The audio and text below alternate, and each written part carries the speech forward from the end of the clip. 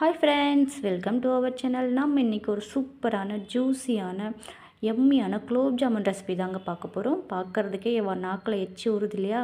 வாங்க இதை எப்படி செய்யுதுன்னு பார்க்கலாம். நான் இந்த குலோப் ஜாமுன் செய்கிறதுக்காக ஒரு 10 ஸ்லைஸ் ப்ரெட் துண்டு எடுத்திருக்கேன். இந்த ப்ரெட்டை கார்னர் எல்லாம் இந்த மாதிரி கட் பண்ணி எடுத்துக்கோங்க.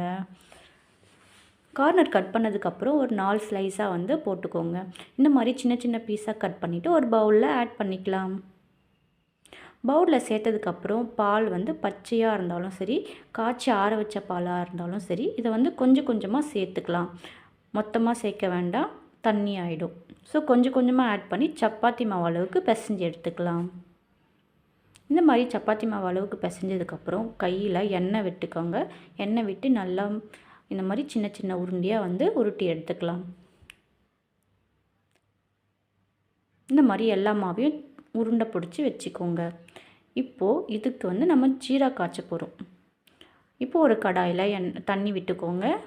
ஒரு கிளாஸ் அளவுக்கு தண்ணி எடுத்துக்கிறேன். இப்போ இது கூட ஒரு 3 ஸ்பூன் அளவுக்கு சர்க்கரை சேர்த்துக்கிறேன்.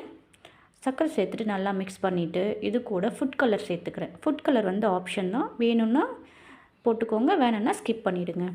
இது நல்லா கொதி ஒரு கம்பி பதம் வந்ததும் ஆஃப் பண்ணி இது ஒரு ஓரமாக வச்சிடலாம். இப்போ ஒரு கடாயில் எண்ணெய் விட்டு நம்ம உருட்டி வச்சுருந்த குலோப் ஜாமுன் எல்லாத்தையும் இதில் போட்டு நல்லா பொன்னிறமாக வர பொரித்து எடுத்துக்கலாம்.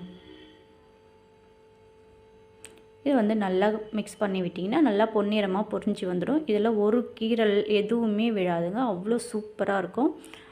இது இது இந்த கலரில் மாறினதுக்கப்புறம் ஒரு பவுலில் மாற்றிக்கலாம். இப்போது காய்ச்சி ஆற வச்ச ஜீராவை இதில் ஊற்றி ஒரு 4 மணி நேரம் நல்லா ஊற விட்டு எடுத்திங்கன்னா ஒரு சூப்பரான எம்மியான ஜூஸியான குலோப் ஜாமுன் ரெடி ஆகிடுச்சு. கண்டிப்பாக ட்ரை பண்ணி பாருங்கள். ட்ரை பண்ணி பார்த்துட்டு எப்படி இருக்குன்னு கமெண்ட் பண்ணுங்கள். ஓகே ஃப்ரெண்ட்ஸ், இந்த வீடியோ பிடிச்சிருந்துன்னா ஷேர் பண்ணுங்கள். பாய், ஹாவ் ஏ நைஸ் டே.